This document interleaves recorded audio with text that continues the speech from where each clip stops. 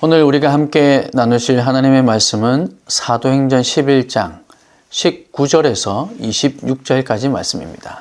사도행전 11장 19절에서 26절까지 말씀입니다. 제가 봉독해 드리겠습니다. 그때에 스데반의 일로 일어난 환란으로 말미암아 흩어진 자들이 베니게와 구브로와 안디옥까지 이르러 유대인에게만 말씀을 전하는데 그 중에 구브로와 구레네 몇 사람이 안디옥에 이르러 헬라인에게도 말하여 주 예수를 전파하니 주의 손이 그들과 함께 하심에 수많은 사람들이 믿고 주께 돌아오더라. 예루살렘 교회가 이 사람들의 소문을 듣고 바나바를 안디옥까지 보내니 그가 이르러 하나님의 은혜를 보고 기뻐하여 모든 사람에게 굳건한 마음으로 주와 함께 머물러 있으라 권하니 바나바는 착한 사람이요 성령과 믿음이 충만한 사람이라. 이에 큰 무리가 주께 더하여지더라. 바나바가 사울을 찾으러 다소에 가서 만남에 안디옥에 데리고 와서 둘이 교회에 1년간 모여 있어 큰 무리를 가르쳤고 제자들이 안디옥에서 비로소 그리스도인이라 일컬음을 받게 되었더라. 아멘. 오늘 우리가 함께 봉독한 말씀으로 주님의 손이 함께 하시는 삶이란 제목으로 우리 같이 한번 말씀을 나누겠습니다. 사실 지난주 말씀 본문과 약간 중복되어서 오늘 본문을 정했고, 그리고 또 지난주의 내용과 약간 중복되어서 그리고 조금 더 구체적으로 말씀을 나누려고 합니다. 지난주에 우리 살펴봤던 내용 가운데 여러분 먼저 제가 큰 주제 하나는 하나님, 우리의 삶의 지휘자는 하나님이십니다 라는 것이었습니다. 우리 삶을 하나하나 그냥 버려두지 않으시고 아브라함에게 복 주겠다고 하신 그 이후부터, 물론 그 이전도 마찬가지지만 문화 명령을 주셨던 그 모든 이후 하나님께서 우리를 그냥 내버려 두지 않으시고 한 걸음 한 걸음 하나하나 다 일일이 세밀하게 간섭하시면서 우리를 이끌어 오셨다. 그래서 결국 우리 삶의 지휘자는, 주관자는 하나님이시다 라는 내용을 우리가 먼저 한번 나누었고요. 그리고 그 하나님의 큰 그림 속에 우리가 살아간다는 것, 그 퍼즐 조각 가운데 내가 어떤 모습을 할지라도, 어떤 모양이고 또 어떤 색깔이라 할지라도 하나님의 그 큰 그림 속에 우리는 없어서 안 될 조각들이고, 그래서 그 하나님의 큰 그림이 무엇인지 정확하게 알지는 못하지만 그러나 그 큰 그림 속에서 살아가는 우리의 모습, 그래서 주님의 그 큰 그림을 기대하며 우리는 살아가야 된다. 그래서 때로는 어려움이 있고 힘듦이 있고 핍박이 있고 고난이 있어도 그 하나님의 큰 그림을 바라보면서 우리는 이 삶을 한 걸음 한 걸음 주님과 동행해 나가야겠다, 그렇게 말씀드렸습니다. 이런 삶을 살아가기 위해서 그 하나님의 큰 그림에 속한 삶으로 하나님께서 우리 삶의 지휘자임을 믿고 살아가는 삶, 그런 삶은 과연 어떤 삶일까요? 똑같은 말이지만 조금 다르게 한 번 더 표현하자면 하나님의 손에 인생을 맡긴 사람들, 하나님의 손에 모든 것을 다 맡긴 사람들, 이런 사람들의 삶은 과연 어떤 삶입니까? 어떤 사람이라야 이런 삶을 살 수 있을까요?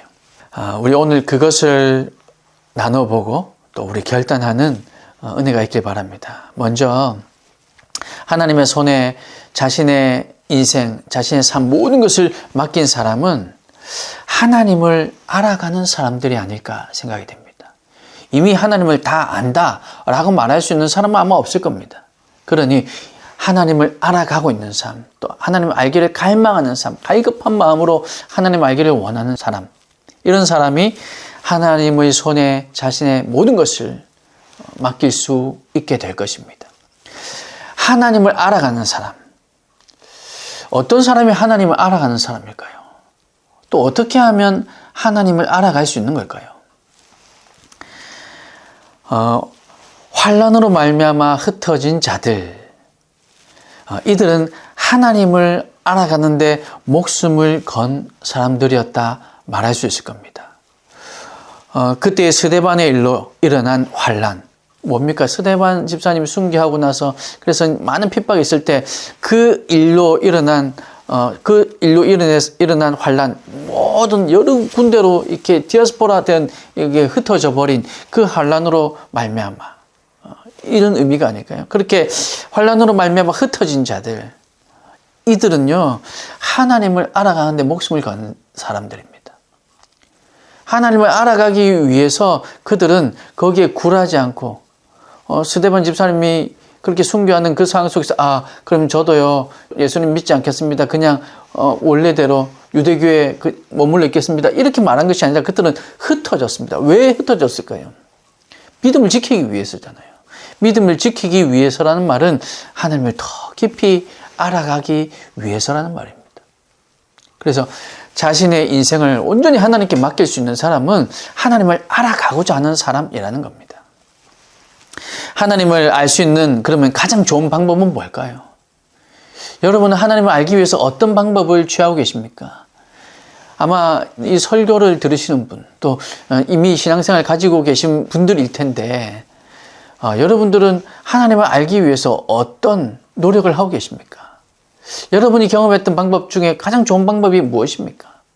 여러분, 하나님을 알 수 있는 가장 좋은 방법이자 가장 쉬운 방법은 성경을 읽는 것입니다. 제가 지금 이 얘기를 몇 주째 하고 있는지 모르겠어요. 계속해서 말씀이 중요합니다. 말씀이 임했다는 것이 성령이 임했다는 것입니다. 말씀을 읽어야 합니다. 다 이해하지 못해도 읽어야 합니다. 계속 그렇게 강조하고 있죠. 오늘도 마찬가지. 하나님을 알기 위해서는 성경 아니고서는 어렵기 때문입니다. 사실은 거의 유일한 방법이라 해도 과언이 아닙니다. 기도하는 가운데 알 수 있죠. 살아가는 가운데 알 수 있죠. 네, 물론 알 수 있습니다. 그러나 성경에 기록된 그 하나님을 발견해가면서 그 하나님 내 삶에 적용되어서 알아가는 것이지 아무것도 없이 전혀 말씀을 모르는데 하나님을 알기란 사실 결코 쉬운 일이 아닙니다. 그러니 성경을 읽는 것, 성경을 알아가는 것이 하나님을 알아가는 것입니다. 19절 말씀 보세요. 19절 말씀에 보면 그때에 스데반의 일로 일어난 환난으로 말미암아 흩어진 자들이 베니게와 구브로와 안디옥까지 이르러 유대인에게만 무엇을 전한답니까? 말씀을 전하는데.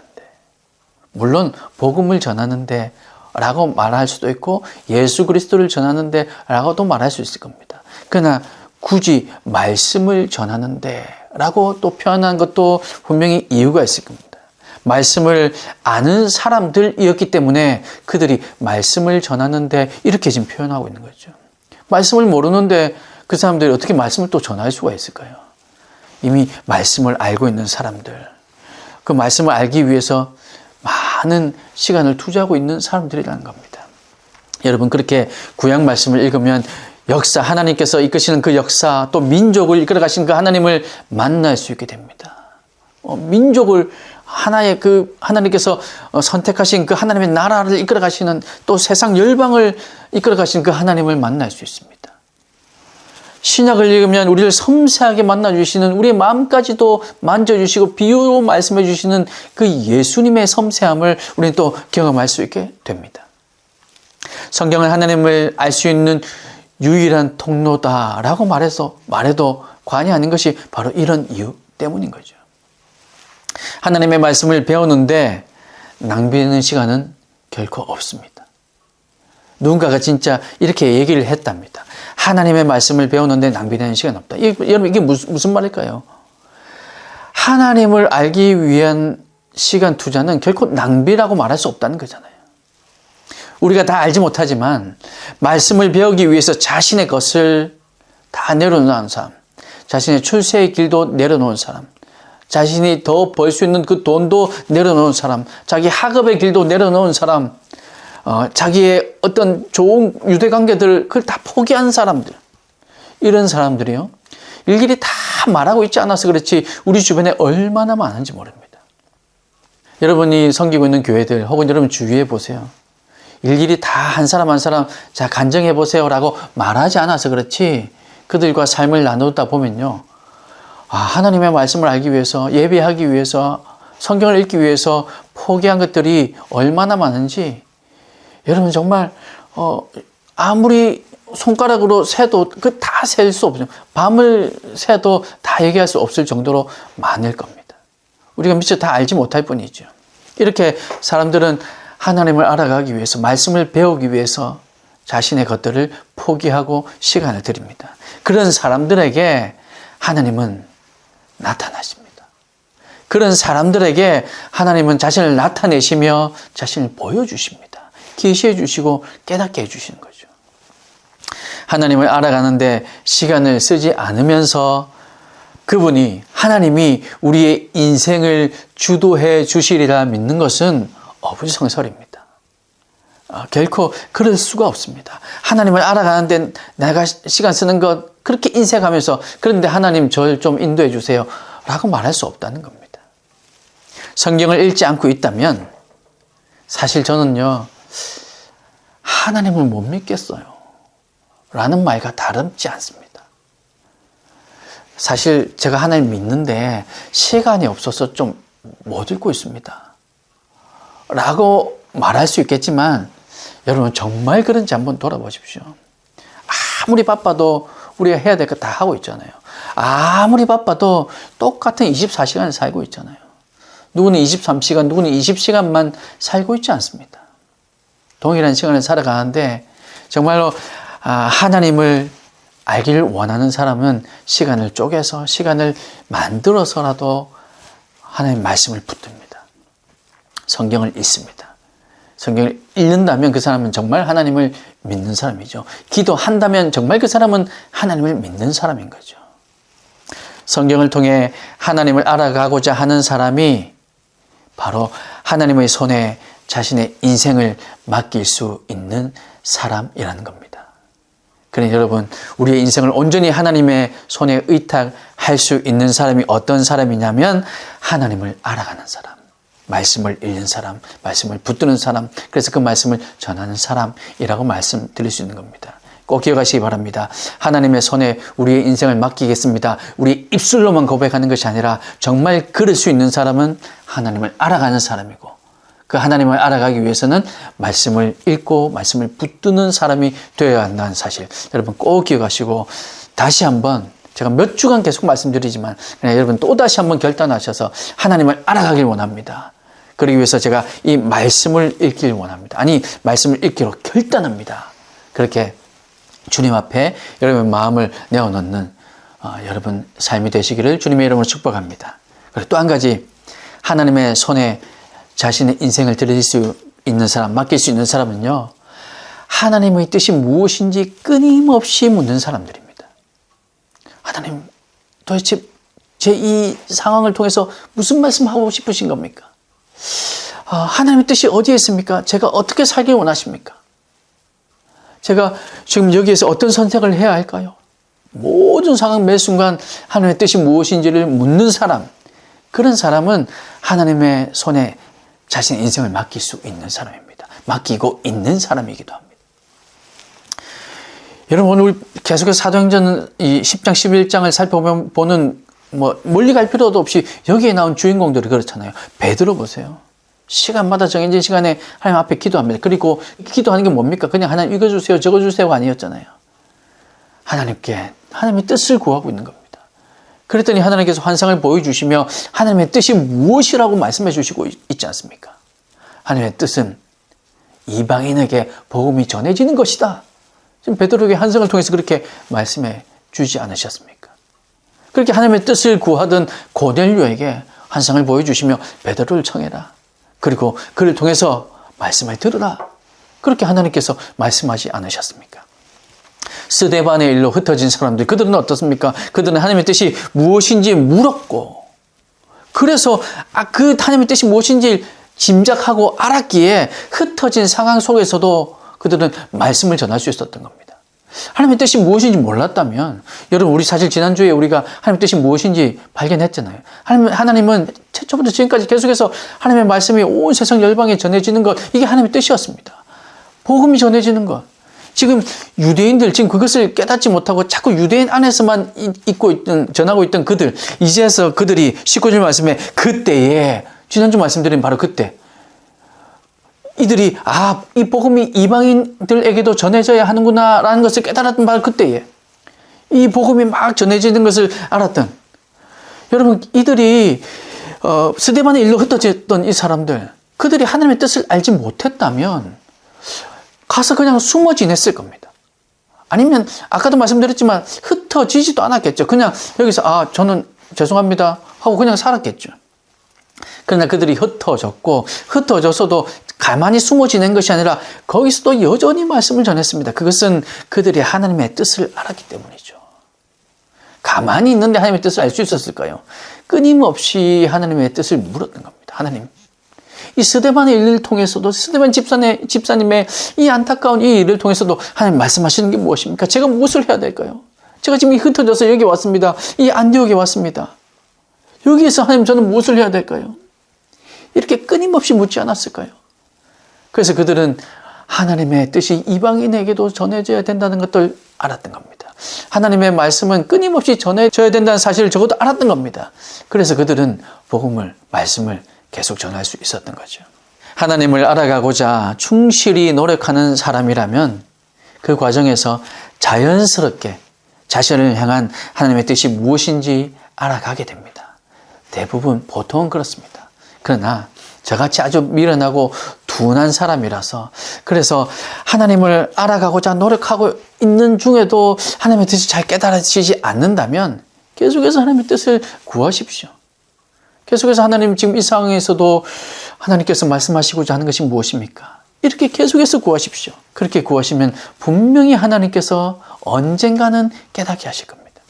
성경 속에서 자주 발견되는 내용은 사람들이 하나님을 만나고 그래서 그들이 변화됩니다. 이 사도행전에 나오는 주인공 이 바울도 그렇잖아요. 하나님을 만나고 그들이 변화됩니다. 변화된 그들이 이제 세상을 변화시키기 위해서 하나님께 의탁한 삶을 살아가기 시작하는 겁니다. 즉 이게 우리를 향한 하나님의 목적이기도 합니다. 그러니 여러분, 우리는 끊임없이 물어야 됩니다. 궁극적인 목적은 이미 우리가 알고 있어요. 복음이 전해져야 된다는 것이고 하나님의 뜻을 위해서 우리가 살아가야 된다는 이 궁극적인 목적은 이미 알고 있는데 그 궁극적인 목적 속에서 하나님, 제가 어떻게 살아야 합니까? 제가 무엇을 해야 합니까? 제가 누구를 만날까요? 어떤 사역을 하면 좋을까요? 이렇게 우리는 끊임없이 물어야 됩니다. 하나님, 저는 어떤 모습으로 변화되길 원하십니까? 제가 하나님 은혜 가운데 정말 변화되는 삶을 살아가길 원합니다. 변화되어서 복음을 전하길 원합니다. 하나님, 저는 어떤 모습으로 변화되는 게 좋을까요? 베드로처럼요? 아니면 고넬료처럼요? 아니면 다른 사도들처럼요? 아니면 이름도 없고 빛도 없이 그 베드로와 함께 갔던 그들처럼요? 어떻게 변화되어야 할까요? 끊임없이 묻는 겁니다. 세상을 변화시키기 위해서 그러면 제가 해야 될 것이 무엇입니까? 하나님, 제게 주신 은사는 이것인 줄 압니다. 하나님, 제가 할 수 있는 요만큼 있습니다. 하나님, 어떻게 해야 될까요? 많은 사람들, 유명한 사람들, 이미 하나님의 사역을 많은 사람들이 보기에, 우리가 보기에 정말 대단하다고 여길 만한 사람들의 간증을 들어보면 그들 아주 조그마한 것에서 시작했더라고요. 처음부터 하나님께서 크고 원대한 꿈을 줘서 그렇게 시작한 사람들은 거의 보지 못했습니다. 조그마한 것에서 내가 하나님을 만나고 하나님을 발견하고 그 속에서 하나님, 제가 무엇을 할까요? 때로는 힘든 고난 가운데 하나님, 이것만 아니면 됩니다 하고 기도했던 그 기도를 하나님께서 사용하셔서 그래서 하나님을 만나게 하시고 그들이 끊임없이 하나님께 물었겠죠. 그 물음에 하나님께서 하나씩 응답해 주시고 그래서 5년이 지나고 그렇게 10년이 지나고 났더니 이제 많은 사람들이 궁금해하는, 도대체 어떻게 그렇게 하나님의 일을 감당할 수 있었습니까? 라고 궁금해하는 사람이 되었다는 겁니다. 여러분, 그것이 바로 이 작은 것에서 시작된 것이죠. 하나님, 왜 저를 이 지구의 한 모퉁이에 두셨습니까? 정말 하나님, 저 뉴욕이나 저 LA나 아니면 저 이스라엘이나 하나님, 정말 이런 데 저를 보내시죠. 왜 여기에, 왜 울산 땅에, 왜 이 조그마한 곳에 아무도 모르는 여기에 하나님 저를 보내셨습니까? 여러분, 이렇게 물어도 괜찮습니다. 그러면 하나님 분명히 우리에게 네가 있어야 할 곳이 그것이며 그곳에서 네가 해야 될 것이 무엇인지를 깨닫게 하실 겁니다. 왜 하나님 이곳에 교회다운 교회를 세우라고 하십니까? 저의 질문입니다. 왜 제가 지금 이 일을 감당하게 하신 것입니까? 끊임없이 우리는 주님께 이렇게 묻는 거죠. 구체적으로 하나하나 묻는 겁니다. 여러분, 이렇게 물으면 이 질문 가운데 하나님께서 우리에게 지혜 주셔서 우리의 영의 눈을 열어주셔서 영의 귀를 열어주셔서 하나님의 음성을 듣게 하십니다. 그리고 하나님의 뜻을 깨닫게 하시죠. 그런데 만약에 아무리 묻고 아무리 물어도 아직까지도 모르겠어요. 아직까지도 하나님의 뜻이 무엇인지 모르겠어요. 하나님 대답을 들을 수가 없어요. 라고 생각되는 분이 계신다 할지라도 여러분 포기하지 마십시오. 지난주에 말씀드렸던 그 퍼즐 조각 가운데 때로는 500피스, 때로는 1000피스 되는 그 퍼즐 가운데 맨 마지막 1000피스째가 나일 수도 있기 때문입니다. 그러면 저는 굳이 미리 알 필요 없잖아요. 그 마지막 1000피스 때, 그때 비로소 깨달아지겠죠? 이게 하나님 저를 향한 뜻이었군요. 제가 극단적인 예지만 우리는 이렇게 하나님 앞에 쓰임받을 수도 있다는 겁니다. 그러니 의심할 필요 없는 겁니다. 의심만 하지 않으면 되는 겁니다. 그러면 하나님께 끝까지 물으십시오. 그러면 그 맨 마지막 퍼즐 조각이 나라도 얼마나 감사한 일일까요? 그러면 그 하나님의 뜻을 우리는 깨닫게 되고 알게 될 것입니다. 그러니 여러분, 하나님의 뜻이 무엇인지 끊임없이 묻고 하나님께 질문하는 사람, 그 사람들이 바로 하나님의 손에 자신의 인생을 맡길 수 있는 사람들입니다. 여러분, 그렇게 하나님의 손에 여러분의 인생을 맡기길 원하십니까? 그러면 끝까지 물으십시오. 하나님 어떻게 사용되길 원하십니까?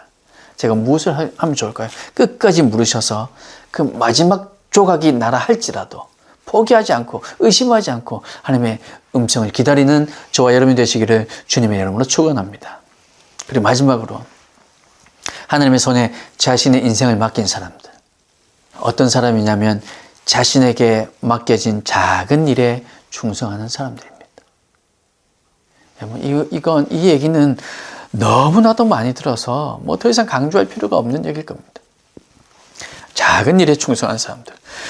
구브로와 구레네 사람들은 안디옥에서 이방인들에게 복음을 전할 때 여러분 그들이 어떤 생각을 하며 전했을까요? 이야, 지금 하늘에서 천군 천사가 지금 내가 전하는 이걸 막 주목해 보고 계실 것이고, 그래서 내가 지금 엄청난, 지금 봐, 이방인들에게 내가 복음을 전하는 이 놀라운 일을 내가 지금 하고 있으니까 지금 내가 지금 엄청난 일을 하는 거야 라고 생각했을까요? 결코 정말 그렇지 않을 겁니다. 여러분 같으면 어떻겠습니까? 구브로, 구레네 사람들, 이 사람들이 이방인들에게 복음을 전할 때, 유대인이 아닌 이방인들에게 복음을 전할 때 어쩌면 인간적인 생각이지만 어쩌면 그들은 조용히 유대인들이 알게 될까 봐, 다른 제자들이 알게 될까 봐 어쩌면 조용히 니만 알아라, 니는 나랑 특별히 친하니까 내가 너한테만 얘기해 주는 거야, 이렇게 얘기했을지도 모릅니다. 적어도 내가 지금 대단한 일을 하고 있어 라는 생각은 하지 못했을 겁니다. 오히려 정말 이래도 될까? 근데 저 사람도 불쌍한데? 저 사람은 비록 이방인이지만 저 사람도 구원받았으면 좋겠는데 라는 마음으로 조용히 전했을 가능성이 훨씬 큽니다. 하지만 그때 하나님과 하늘에서는 이야, 드디어 복음이 이방인들에게 전해주고 있는 거, 저것 봐. 저 구브로 사람들, 구레네 사람들, 자신들이 지금 무슨 일을 하는지는 모르고 있겠지만 쟤네들 때문에 저 작은 일에 충성하는 그 한 사람 영혼을 불쌍히 여기며 복음을 전하려고 하는 그 충성된 마음, 그 작은 일에 충성하는 쟤네들 때문에 지금 복음이 전해지고 있어 라고 정말 하늘에서는 그렇게 잔치가 벌어졌을지도 모르는 일입니다. 프란시스 세퍼라는 목사님이고 또 철학자이신 그의 아내, 기독교 작가이기도 한 에디스 셰퍼라는 분이 이렇게 말합니다. 현실 생활에서 중요한 일은 북치고 꽹가리치며 다가오지 않는다. 당신이 지금 만나고 있는 사람, 당신이 지금 하고 있는 일, 당신이 지금 읽고 있는 책이 당신에게 지금 가장 중요한 일일 수 있다. 아니, 중요한 일이다. 이렇게 얘기했답니다. 여러분, 이 말이 와닿지 않으십니까? 우리에게 정말 중요한 일은요, 막 국치고 장구치고 막 꽹가리치면 화려하게 우리에게 다가오지 않습니다. 그렇게 다가오면 얼마나 좋겠습니까? 이거 중요한 일이구나. 그래서 이거는 정말 최선을 다해야 되겠구나.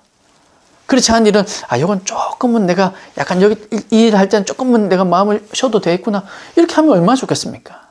물론 그래도 우리는 최선을 다해야 되지만 그런데 정말로 우리 삶의 중요한 일은요, 지나가고 보니까 그게 중요한 일이었네. 아이고, 내가 그때 최선을 다했어야 되는데 라고 후회할 때가 얼마나 많은지 모릅니다.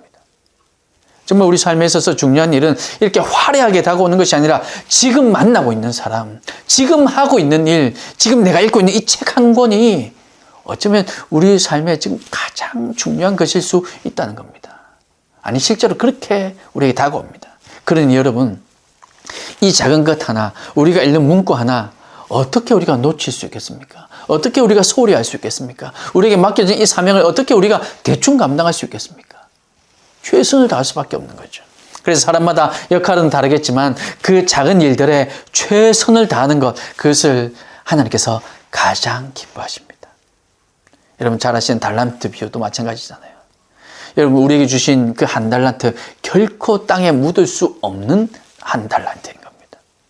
그러니 여러분, 나에게 주어진 일에 그것이 어떤 일이든 최선을 다하는, 제가 사역하는 중에 비록 부교육자로 사역해왔지만 새벽기도 설교를 위해서 새벽에 강단에 올라가면요, 그 새벽 시간에도 그 강단에 따뜻한 물 한 잔, 그 설교자를 위해서 따뜻한 물 한 잔을 위해서 그 새벽 시간, 그 힘든 시간에 훨씬 사역자보다 더 일찍 오셔서 그 따뜻한 물 한 잔을 준비하시는 그 섬김, 그걸 누가 알아줍니까? 그걸 누가 올려놓은지도 몰라요.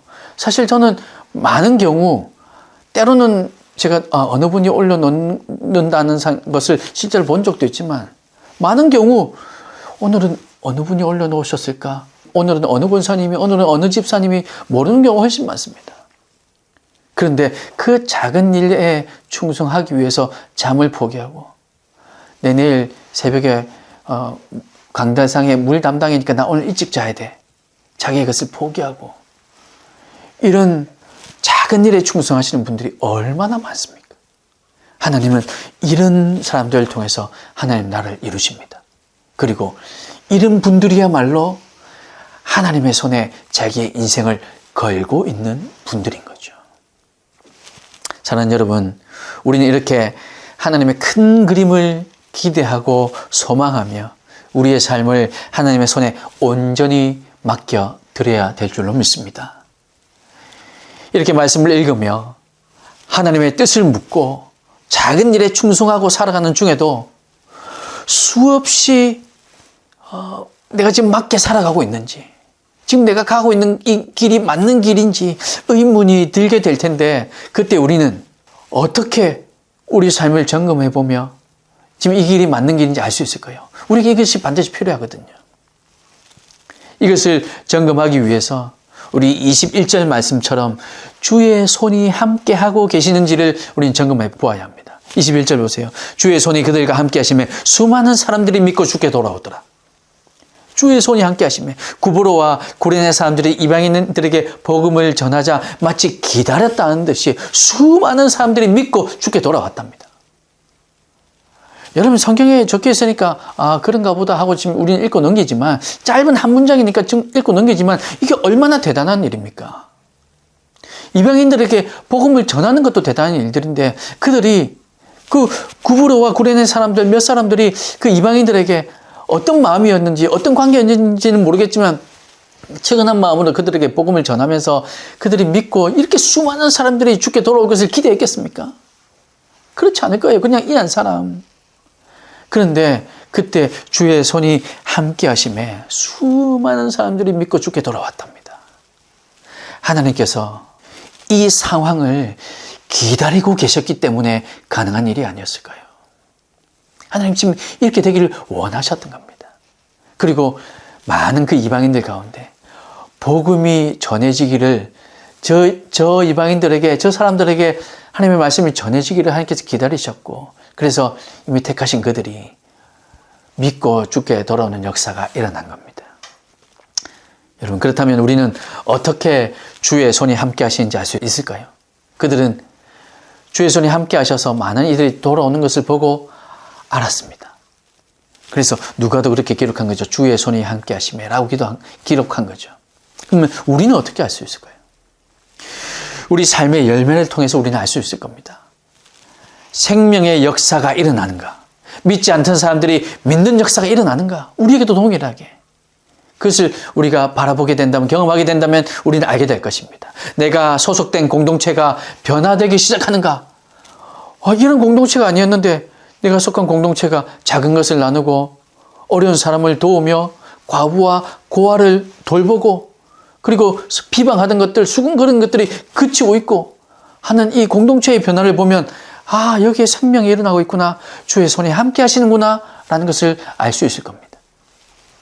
이런 일뿐만 아니라 나와 대화했던 사람들, 그들이 나와 대화했던 것 때문에 그 말 한마디 때문에 나는 별 생각 없이 그냥 순수한 마음으로 좋은 마음으로 얘기했을 뿐인데 그 말 한마디에서 문제점이 해결되는 역사가 일어나고 별말은 아니었지만 그 따뜻한 말 한마디에 그의 마음의 위로를 얻고 그래서 그들의 눈에 감사의 눈물이 흐르고 이런 일이 일어난다면 이런 일들도 역시 주의 손이 함께 하시기 때문이다 라고 우리가 알 수 있을 겁니다.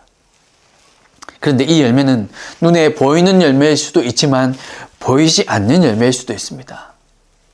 그래서 또 다른 방법은 이렇게 방금 말씀드린 것처럼 이 생명의 역사들, 믿지 않는 사람들이 일어나고 마음이 치유되고 이런 역사들은 우리 눈으로, 우리 피부로 느껴지니까 알 수 있지만 그렇지 않은 경우는 어떻게 알 수 있을까요? 하나님 앞에 선 우리의 모습. 정말 하나님 앞에 단독자로 서서 정말로 우리의 모든 걸 다 내려놓고 겸손한 마음으로 서서 하나님을 대할 때의 우리의 모습을 통해서 우리는 알 수 있을 겁니다. 거짓된 모습 다 내려놓고 정말로 솔직한 모습으로 하나님 앞에 섰을 때 우리 마음에 평강이 있는지, 내가 지금 이 일을 감당하고 있는데 사실 이게 내 욕심 때문이라면 그러면 우리가 하나님 앞에 섰을 때 그 불편한 마음이 우리 가운데 있을 겁니다. 그런데 정말로 이게 하나님의 은혜 가운데, 하나님의 뜻 가운데 진행하고 있는 일이고 주의 손이 함께 하신 일이라면 우리 마음에 제가 확신하건대 평강이 있을 겁니다. 하나님께서 함께 하신다. 내가 미처 깨닫지 못했는데 하나님께서 함께 하시는구나 하는 임재가 느껴지신다면, 지금 이곳에 하나님께서 함께 하시는구나.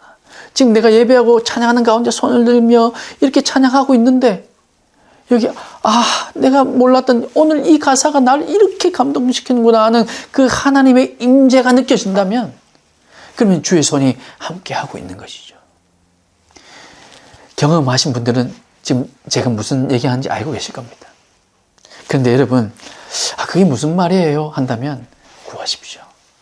그러면 반드시 하나님께서 알게 하실 겁니다. 그리고 여러분의 욕심들 다 내려놓고 하나님 앞에 정말로 순수한 마음으로 서보십시오.